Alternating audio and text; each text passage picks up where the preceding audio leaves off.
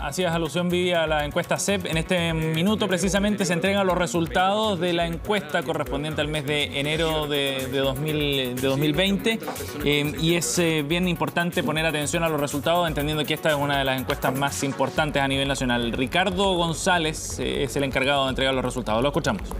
También hay un deterioro importante de las perspectivas económicas hacia adelante. En este caso de las perspectivas económicas del país. Ahora vamos a algunas preguntas relacionadas con la democracia. ¿Con cuál de las siguientes frases está usted más de acuerdo? Nosotros le mostramos 3 frases, esto es una encuesta presencial, se las mostramos y los encuestados se posicionan en alguna de estas, en la que más lo represente. 64% cree que la democracia es preferible a cualquier otra forma de gobierno. Esto es un aumento de 12 puntos porcentuales respecto a la última medición, que es la de abril-mayo de 2017. 11% que en algunas circunstancias un gobierno autoritario puede ser preferible a uno democrático. Estos son 8 puntos menos que en 2017, y que un 17% que a la gente común le da lo mismo un régimen democrático con autoritario. Eso también cae, pero esa variación no es significativa. Entonces, en particular, esto es nuestro faro de esperanza. Hay mucha más confianza hoy día en la democracia que lo que había hace 2 años más. Y eso es particularmente destacable. Ahora, lo que también es destacable, pero por el lado negativo, es que también, o que tan mal cree usted que funciona la democracia. Y vemos que aquí hay un 6% solamente que dice que funciona bien o muy bien. Estos son 5 puntos porcentuales menos que la medición del 2017. 44% que dice que funciona regular y un 47% que funciona mal o muy mal. Y ese 47% es bastante elevado. Ojo que también acá incorporamos la medición de noviembre-diciembre de 2011. Había movimiento estudiantil, había mucho cuestionamiento del funcionamiento de la democracia y demás.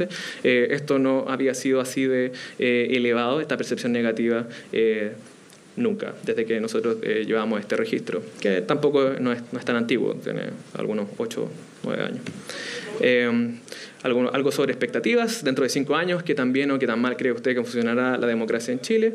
Y acá vemos que un 19% dice que funcionará bien o muy bien, un 46% regular y un 27% mal o muy mal. Es decir, hay un moderado optimismo respecto del funcionamiento de la democracia en Chile.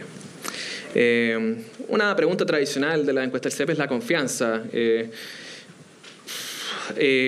Primera cosa, lo primero que cabe destacar de esta figura bien colorida es que la confianza de todas las instituciones cae, y cae quizás es poco decir, se desploma en bastantes casos. Vemos que la única variación no significativa de confianza entre el 2017, que fue nuestra última medición, y la del 2019 es la de los sindicatos, que se ubica en un 18%. Pero sí hay cambios importantes dentro del ordenamiento. Por esos días del año 2017 teníamos en primer lugar a las Fuerzas Armadas en términos de confianza, luego le seguía la PDI, la radio, Carabineros, y todo eso cambió. Hoy día las radios son las que la gente más confía, 29%. Por primera vez incorporamos redes sociales, 28% dice confiar en la información de redes sociales. En el caso de la PDI, un 25% dice confiar en la PDI. Estos son 12 puntos porcentuales menos que en 2017, la última vez que lo medimos. Las Fuerzas Armadas lo mismo, un 24%, y aquí son 16 puntos porcentuales menos que en 2017. La confianza en las iglesias también cae, 17% se ubica en el caso de las evangélicas, y en el caso de la iglesia católica la confianza llega a 14%. Carabineros se ubica en 17% de confianza, lo mismo que las municipalidades. Ambos registran caídas, por cierto. La de las municipalidades es menor. Los diarios también se observan caídas, 11% es la confianza a la que llegan, son 10 puntos menos que el 2017. Los tribunales de justicia también vemos la confianza de un 8%, también cae. La televisión, 8%, también cae, 12 puntos respecto a la medición del 2017.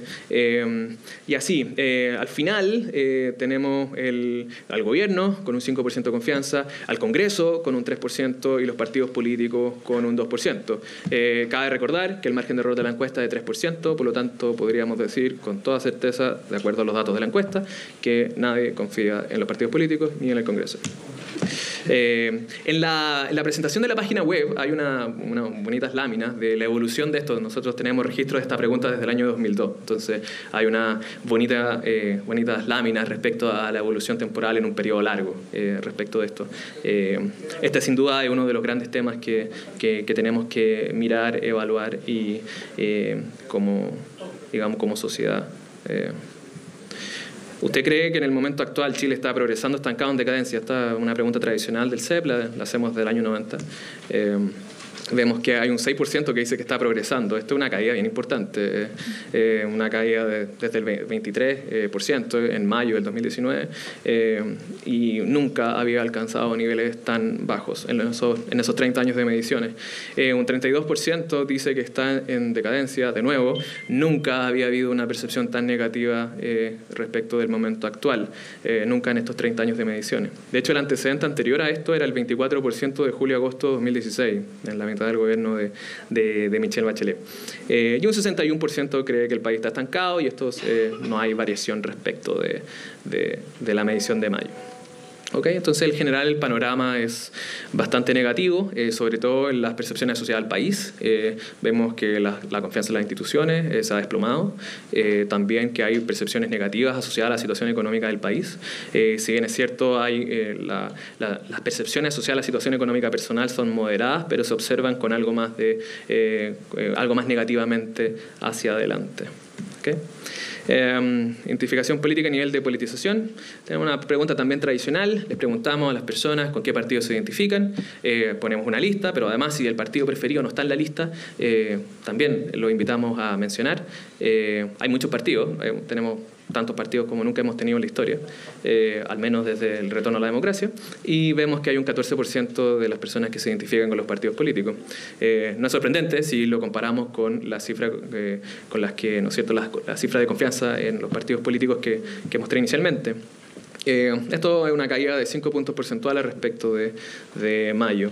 Y por cierto, esto es un largo declive, o sea, esto nunca ha sido tan bajo como ha llegado a ser hoy día. En los años 90 esta cifra llegaba a los 80%, pero los años 90 se ven bastante lejos.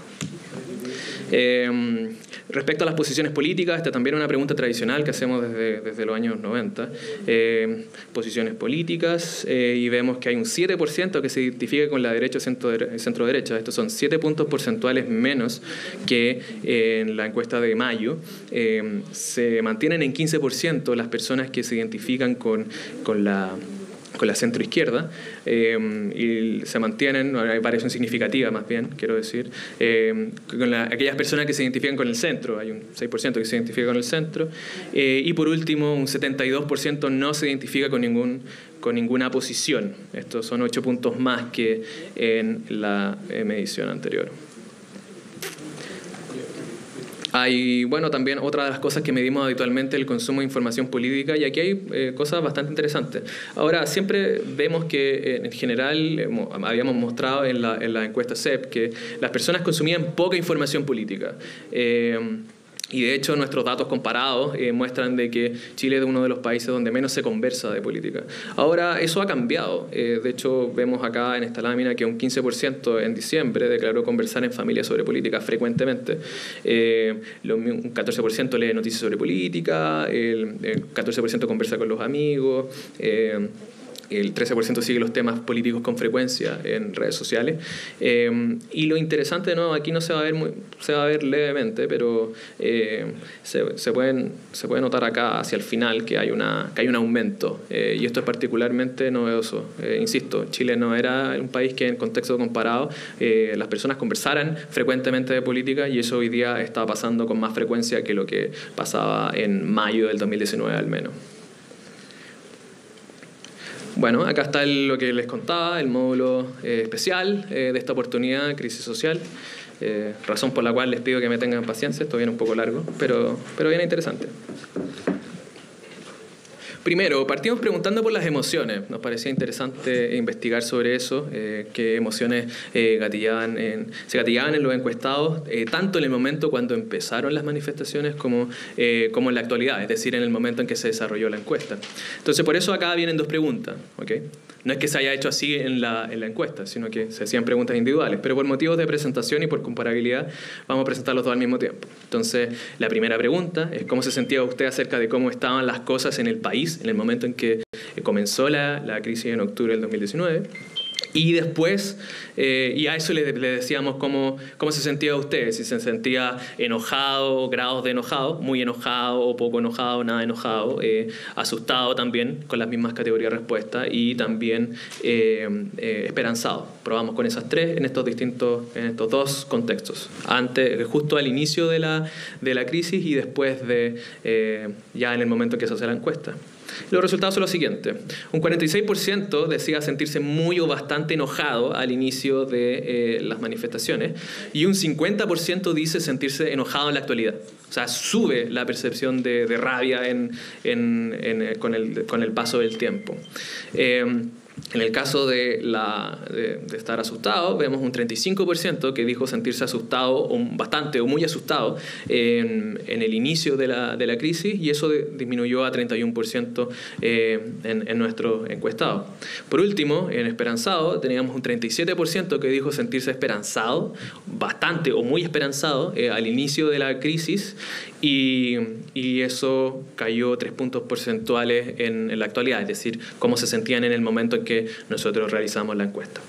Es decir, tenemos la mitad de la población con rabia, de la población adulta, poco menos de un tercio, alrededor de un tercio de personas que se sienten esperanzadas y otro tercio que está asustada por la situación actual del país. Esto es situación actual del país, o sea, más allá de que, o sea, no se puede inferir hacia quién o hacia qué específicamente, sino que es más bien un reflejo del estado de las cosas. ¿Okay?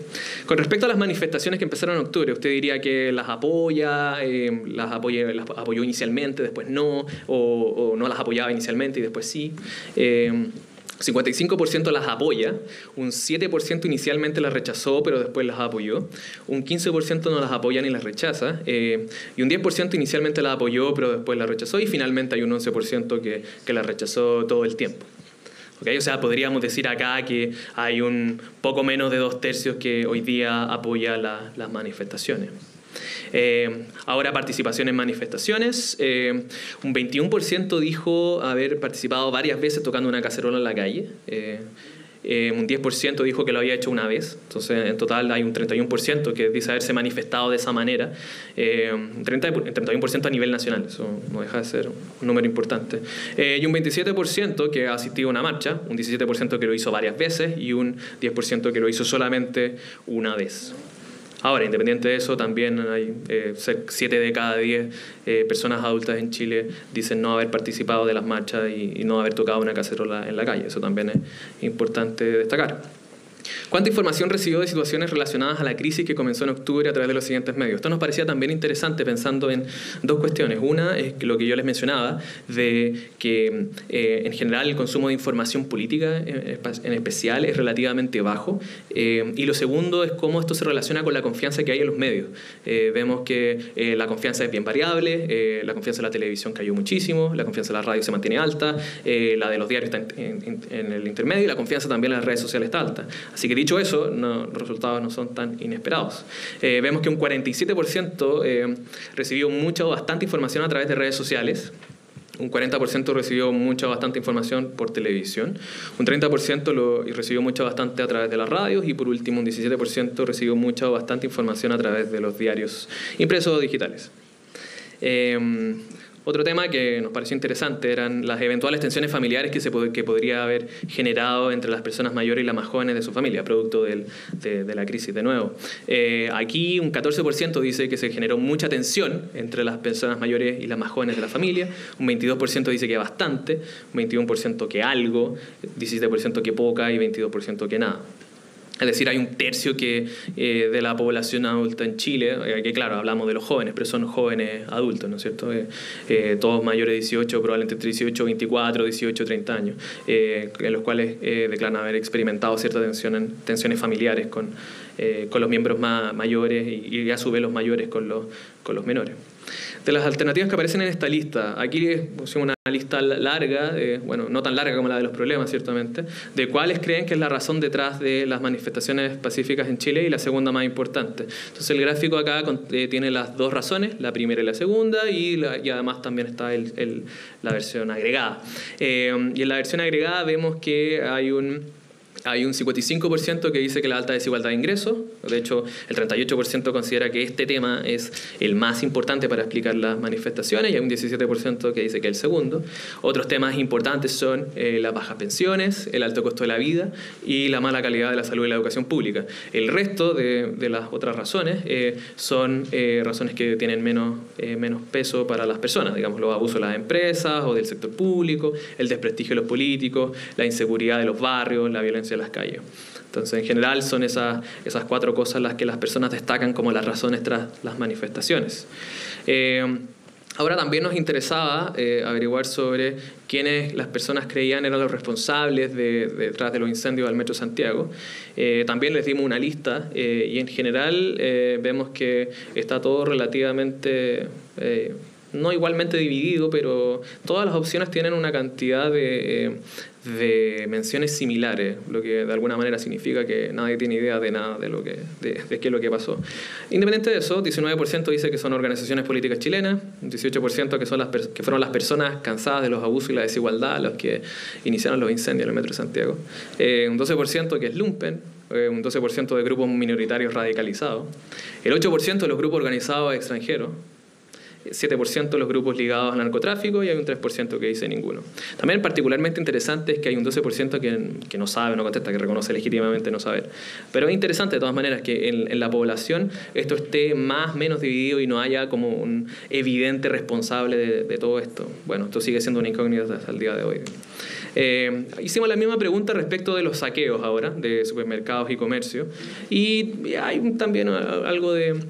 Hay menos variabilidad, ¿cierto?, que en la pregunta anterior. Un 20% dice que fueron bandas delincuentes las culpables tras los saqueos de los comercios y los supermercados. Un 14% que fue el lumpen. Otro 12% personas oportunistas que aprovecharon de robar. 11% personas cansadas de los abusos y la desigualdad. 8% que fueron organizaciones políticas chilenas. 7% grupos ligados al narcotráfico. Y el resto tiene menos menciones. Los grupos organizados en el extranjero y los grupos minoritarios radicalizados. A continuación también nos interesaba saber cuánto con las justificaciones detrás de distintas formas de protesta por un lado y las justificaciones de distintos comportamientos que pueden tener carabineros a la hora de controlar las manifestaciones. Entonces vamos primero con la participación o sea, los distintos métodos de protesta y si las personas lo justifican o no. Hay un 59% que justifica siempre o casi siempre la participación participar en una marcha como una forma de protesta. Hay un 25% que justifica siempre o casi siempre la evasión del pago del transporte público pues, como modo de protesta. Hay un 8% que justifica siempre o casi siempre la participación en barricada o destrozo. Un 4% que cree que justifica la participación en saqueos como forma de protesta. Y finalmente un 2% que justifica siempre o casi siempre provocar incendios en edificios y locales comerciales como forma de protesta.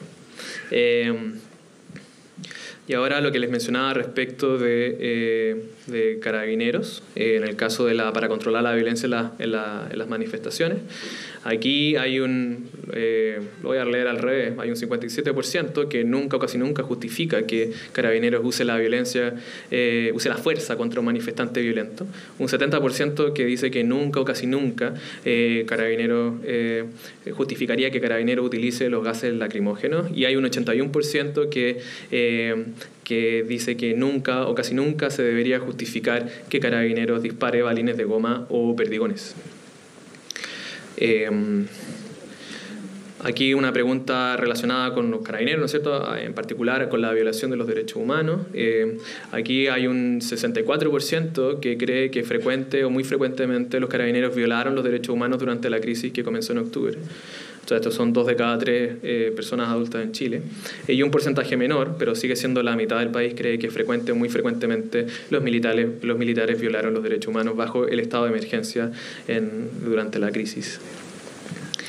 Pensando en las soluciones, y ya terminando, ya pasando a concluir la revisión de las preguntas sobre el estallido social. Hay muchas más, por cierto, y de hecho la base de datos va a estar disponible en una semana más a contar de hoy para que hagan todos los análisis que estimen convenientes.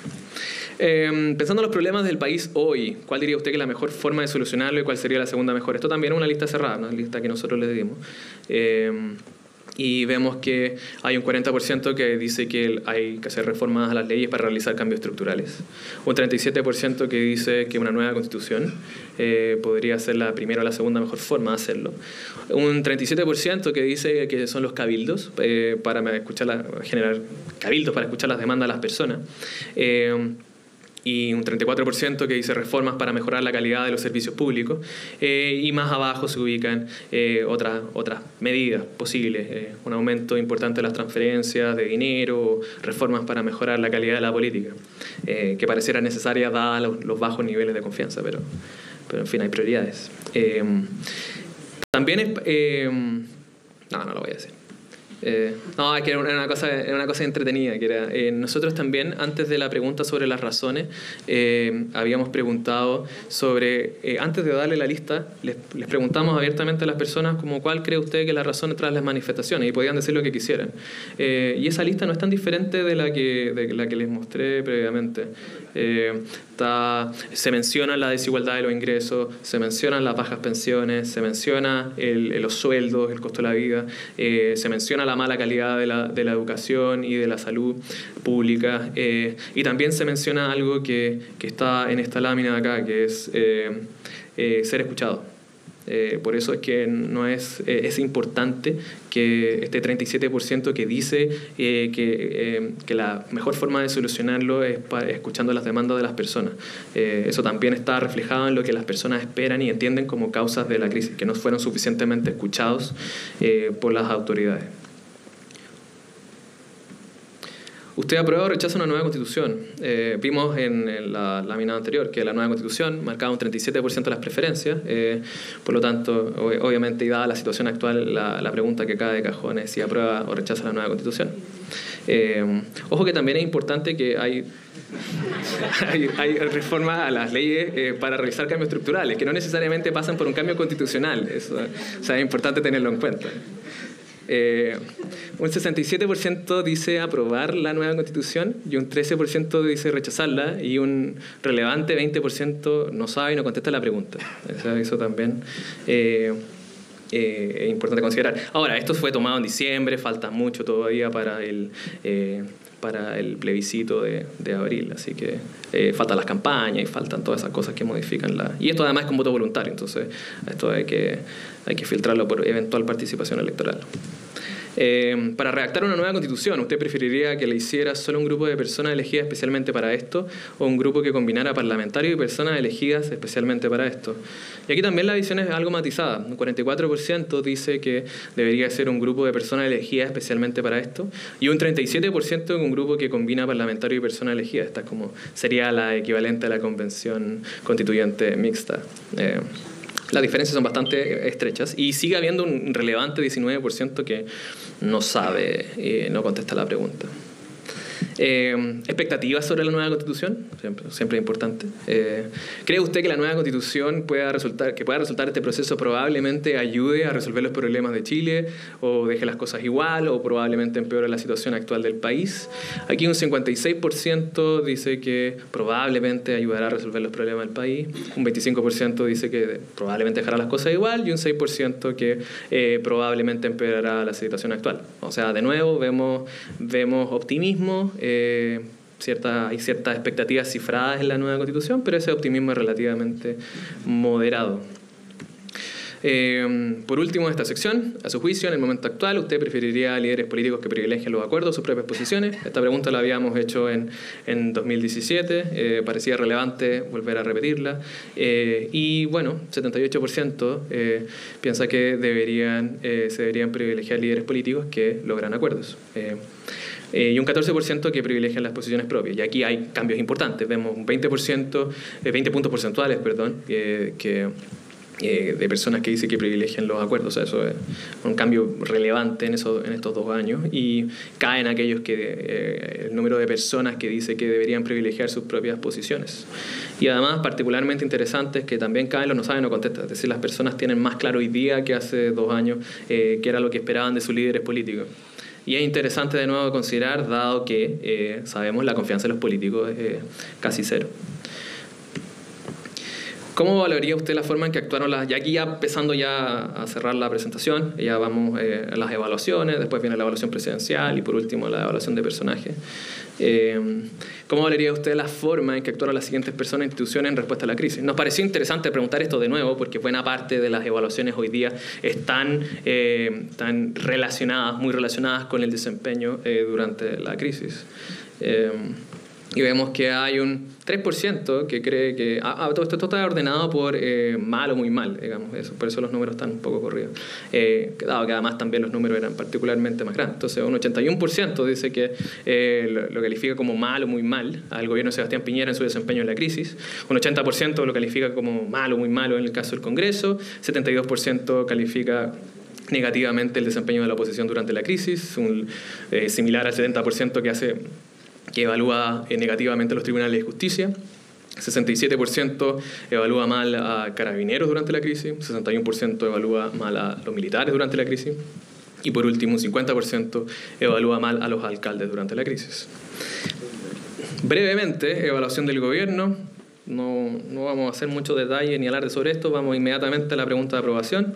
¿Usted aprueba o desaprueba la forma como Sebastián Piñera está conduciendo su gobierno? Pero he hablado como 20 minutos seguidos, espera, no he tomado nada, güey. Y un 6% aprueba la gestión del presidente Piñera y un 82% la desaprueba. ¿Cómo se ve esto en el comparado? Bueno, vemos que respecto a la medición de mayo, la desaprobación sube 32 puntos porcentuales y la aprobación cae de 19 puntos porcentuales. Sobra decir que esta es la peor evaluación que ha tenido un presidente desde el retorno a la democracia y desde que la medimos en los 30 años de encuestas del programa de opinión pública del CEP. Por último, evaluación de personajes políticos. Esta pregunta tradicional. ¿Cierto? Separamos los porcentajes de conocimiento de las evaluaciones. Las evaluaciones que reportamos siempre son respecto de quienes conocen a la persona. Muchas veces pasa que los personajes son relativamente desconocidos y que tienen evaluaciones muy buenas, pero siempre hay que considerar que los niveles estos niveles se computan en función de quienes dicen conocer a las personas. Además, también cabe destacar que, como mostramos en el pasado, o sea, en esta misma presentación, los niveles de conocimiento, o sea, los niveles de información política han subido, el consumo de información ha subido, sobre todo en particular durante la crisis, y por lo tanto hay resultados esperables como que los niveles de conocimiento de los personajes políticos suban en general. Ahora, claro, ciertamente hay algunos que se mantienen en niveles bajos, el caso del señor Desbordes, que se ubica en 47% de conocimiento. Aquí hay un aumento respecto a la medición anterior, pero es relativamente desconocido, al menos para los encuestados los encuestados por nosotros en diciembre. También cambios relevantes, se mantienen en niveles altos los de siempre. Joaquín Lavín tiene un 94% de conocimiento, Eli Matei 92%, Camila Vallejo 88%, Cati Barriga lo mismo, Ricardo Lagos Weber 85%. En general todos los personajes políticos que llevan mucho rato en política generalmente alcanzan niveles de conocimiento relativamente altos, y los que llevan menos tiempo también algunos de ellos que tienen particular notoriedad, al menos en los medios y en el debate público, también alcanzan niveles altos. El caso, por ejemplo, de Giorgio Jackson acá, que está en 71%, Gabriel Boric 70%. Hay presidentes de partidos que suben sus niveles, el caso de Hernán Larraín Mate, acá está 62%. Está Jorge Sharp también, 61% de conocimiento.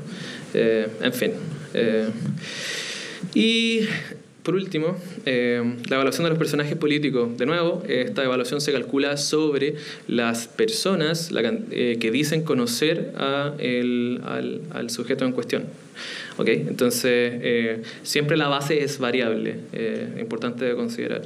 Y aquí están ordenados por evaluación positiva, y a igual evaluación positiva, la evaluación negativa es la que prima. ¿Okay? Entonces los que tienen menos evaluación negativa aparecen primero, y luego los que tienen la evaluación negativa más alta. Dos cosas que no se van a notar ahí, pero lo pueden notar inmediatamente si ustedes comparan con la encuesta de mayo, es que todas las evaluaciones de los personajes políticos caen. Todas, sin ninguna excepción. La diferencia está en que algunos, esas caídas no son significativas desde el punto de vista estadístico, pero la mayoría sí lo son. ¿Okay?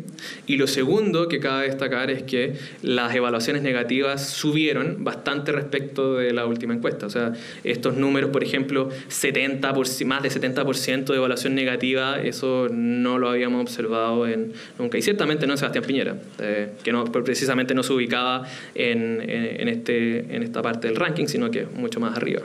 Entonces, algunas cosas de esa comparación. Joaquín Lavín sigue estando en el primer lugar, 37% de evaluación positiva. Ahí en la lámina siguiente les voy a contar de las variaciones, que también son súper importantes acá. Jorge Sharp le sigue en el segundo lugar, 26%, le sigue con distancia en su evaluación positiva. Michelle Bachelet, 25%, Manuel José Sandón, 23%, Beatriz Sánchez, 22%. Ahí todo está relativamente estrecho, y además considerar también de que los niveles de conocimiento son relativamente similares de los personajes que acabo de mencionar. Lo mismo que Katy Barriga, un 20% de evaluación positiva, con conocimiento alto. Giorgio Jackson y Gabriel Boric comparten evaluación positiva, y la evaluación de Giorgio Jackson es marginalmente más alta, la evaluación negativa, y por eso se ubica debajo, y con niveles de conocimiento similares. Mario Desbordes también está en la medianía de la tabla, 18% de evaluación positiva, y un 50% de evaluación negativa. Y bueno, ahí está la lista, que la pueden revisar con calma, va a estar disponible en la página web. Lo que sí les quería comentar son los cambios, que son particularmente notables.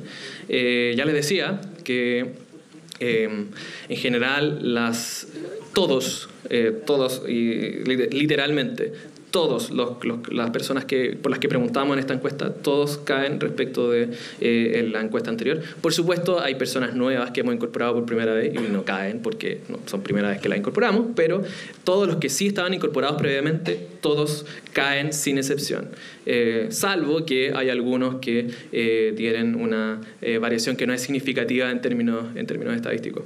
¿Okay? Entonces, y por eso es que no los van a encontrar en la tabla que viene a continuación. Los que siguen la encuesta saben de que esta no es la forma tradicional de presentar estos resultados, pero honestamente no me cabían en la lámina. Van a ver por qué. Esta la lista son de las caídas y alzas de la evaluación positiva en términos significativos, estadísticamente. Nadie sube, por eso es que el lugar detrás del dedito para arriba no hay nadie, pero nadie sube, es que ni siquiera es como que ni siquiera no significativamente, es que nadie sube. Eso no me voy a cansar de enfatizar esto es particularmente novedoso. Creo que no lo habíamos visto en 30 años de hacer este tipo de cosas. Toda una vida, pero en fin.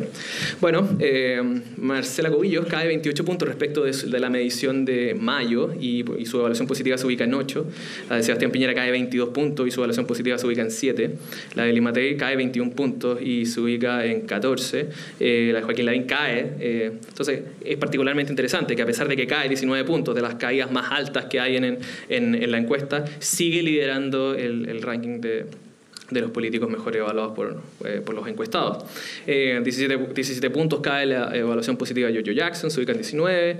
Mismas caídas registran Felipe Cast y Ricardo Lagos Weber.